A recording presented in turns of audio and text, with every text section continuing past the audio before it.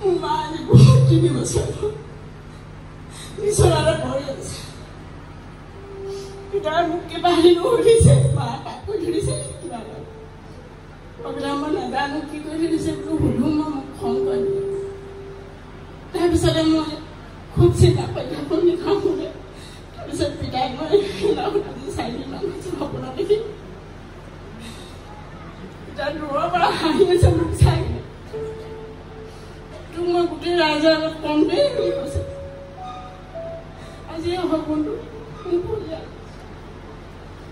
পিতাই মোক সদায় শুনে মায়ে কিবা এটা কৈ থৈ দিছে মই একো নাজানো পিতাই মই সুধো মই নকওঁ নাই কোৱা মই একো নকওঁ বুলি কয় তাৰপিছত মই মোৰ আগতে মায়ে হয় কিবা দেউতাক খুৱাইছিলে মা বহুত দেউতাক বহুত সাজ মদ খোৱা হৈছিলে বাকী একো নকয় সাজ মদহে খোৱা হৈছিলে তাৰপিছতে আকৌ মাক মাৰে যি পায় তাকে মাৰি পঠিয়াই দিয়ে